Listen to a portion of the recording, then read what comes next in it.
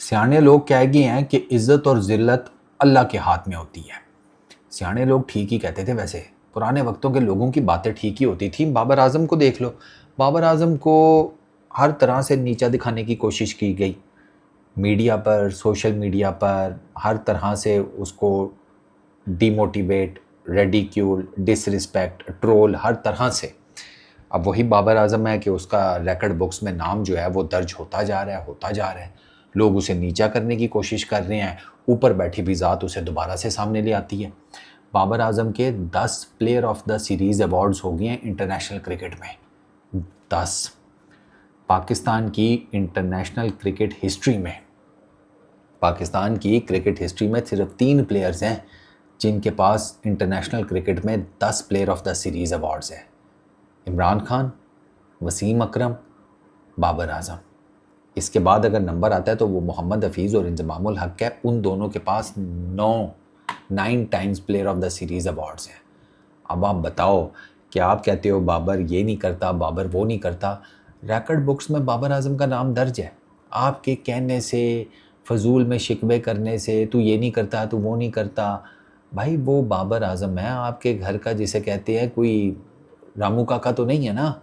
आपके घर से सैलरी तो नहीं जाती उसे कि वो आप लोगों की मर्ज़ी के मुताबिक करे। उसे जो बेहतर लगेगा वो कर रहा है। आप उसकी टेक्निकल चीज़ों के ऊपर उससे बात कर लें, लेकिन आप उसे बिला वजह में रेडिक्यूल करेंगे तो फिर किस्मत जो है वो आपके मुंह पर मारेगी जूती, वो भी गीली करके, और वो भी नैलन की। अब ये जो बाबर आजम के 10 player of the series awards हैं, इसमें 4 ओडीआई सीरीज़ में है, 5 T20 इंटरनेशनल सीरीज़ में है, 1 टेस्ट सीरीज़ में है। उनकी डिटेल्स भी बता देता हूँ। ओडीआईज़ की सुन लो। वेस्ट इंडीज़ के अगेंस्ट 2016 में, ये वो सीरीज़ है जिसमें बाबर आजम ने 3 इकट्ठे 100 मारे थे। बाबर आजम ने ओडीआई इंटरनेशनल्स में एक नहीं 2 मरतबा 3 इकट्ठे 100 मारे हुए हैं। इसके अलावा किसी और दुनिया के प्लेयर ने आज तक 2 मरतबा ओडीआई सीरीज़ में 3 इकट्ठे 100 नहीं मारे हुए। अच्छा, जिम्बाब्वे के अगेंस्ट 2020 में, अच्छा ऑस्ट्रेलिया के अगेंस्ट 2022 में, वेस्ट इंडीज़ के अगेंस्ट 2022 में। ये 4 इंस्टेंसेस हैं, 4 सीरीज़ हैं जहां पर बाबर आजम को player of the series award मिला ओडीआई इंटरनेशनल्स में। आप आ जाएं T20 इंटरनेशनल्स में, वेस्ट इंडीज़ के अगेंस्ट 2018 में, ठीक है, स्कॉटलैंड के अगेंस्ट 2018 में, ऑस्ट्रेलिया के अगेंस्ट 2018 में, साउथ अफ्रीका के अगेंस्ट 2021 में, बांग्लादेश के अगेंस्ट 2021 में। 5 ये T20 इंटरनेशनल सीरीज़ हो गई। और लास्ट वो जो टेस्ट सीरीज़ है वो ये भी आपके सामने है, वेस्ट इंडीज़ वर्सेस पाकिस्तान। अब आप कहने को तो कह सकते हैं पुरानी बातें हैं ये वो, मैं उस पर एतराज़ ही नहीं कर रहा। हाँ ठीक है, पुरानी बातें होंगी, मैं तो सिर्फ बात कर रहा हूँ एक, जिसे कहते हैं रिकॉर्ड की, कि जो बाबर आजम के नाम से मंसूब हो गया। अब आप चाहे जो मर्ज़ी करते फिरें, ये रिकॉर्ड बाबर आजम के पास से कहीं और नहीं जा रहा। आपके जितने भी फेवरेट प्लेयर्स हैं उनके पास ये चीज़ नहीं है। मतलब जो आजकल के टाइम पे जिनके नाम काफ़ी सारे आगे पीछे लिए जाते हैं, उनमें से कोई एक भी प्लेयर इसके करीब नहीं है अभी। तो क्या आप क्या कहेंगे? भाई साहब देखो, मैं छोटी सी बात करूँगा, जहाँ बाबर आजम की गलती है आप वहाँ पर उसे क्रिटिसाइज़ करें, मैं भी करता हूँ। बाबर आजम के फैंस जो हैं वो समझते भी हैं इस चीज़ को कि यार टेक्निकल क्रिटिसिज्म होना चाहिए, हर प्लेयर पर होता है, कोई प्लेयर उससे मावरा नहीं है।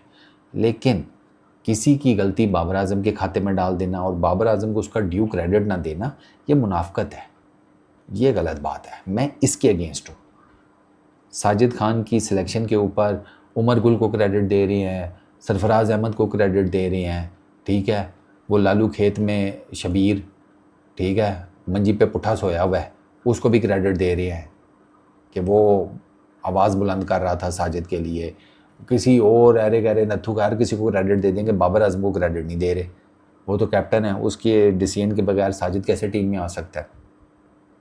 बॉलिंग चेंजेस के ऊपर बाबर आजम को कोई क्रेडिट नहीं दे रहे, फील्ड प्लेसमेंट के ऊपर कोई क्रेडिट नहीं दे रहे, उसने जो बैटिंग की है अच्छी उसके ऊपर कोई क्रेडिट नहीं दे रहे। और जहाँ क्रेडिट ड्यू बनता है वहाँ तो दो, तभी तो उसका कॉन्फिडेंस आगे बढ़ेगा, वो उसके अंदर कॉन्फिडेंस आएगा। आपने पहले भी यही काम करके बाबर आजम का बेड़ा गर्क कर दिया था, आपने दोबारा करना है, तो फिर आप रोते हैं कि रन्स नहीं करता। भाई कॉन्फिडेंस दोगे तो रन्स करेगा ना, कॉन्फिडेंस नहीं दोगे तो रन्स नहीं करेगा। जहाँ उसकी गलती है वहाँ ठीक है, आप क्रिटिसाइज़ करें, मैंने किया है, लेकिन जहाँ उसको क्रेडिट देना चाहिए वहाँ तो दें।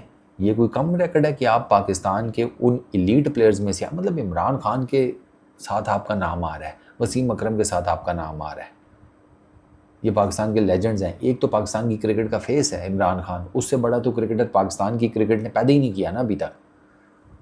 तो भैया ये चीज़ें जो है ना, इनको भी देखा करो, सिर्फ क्रिटिसिज्म पे नहीं दुकान चलाया करो, अच्छी चीज़ को अच्छा बोला करो। इतना नेगेटिव बोलोगे तो दिमाग नेगेटिव हो जाएगा, तबीयत नेगेटिव हो जाएगी, घर वाले जो है ना वो फिर आपसे दूर भागना शुरू हो जाएंगे। पॉजिटिव सोचा करो, गलत चीज़ को गलत कहो, लेकिन सही चीज़ को तो गलत ना कहो ना, या सही चीज़ का क्रेडिट किसी और को देना शुरू कर दो, ये बात गलत है। बस इतनी सी गुजारिश है। आप 8 टेस्ट मैच एक साथ हारे हैं, ये रिकॉर्ड है। आप पाकिस्तान से बाहर कभी भी इतने टेस्ट मैच एक साथ नहीं हारे थे।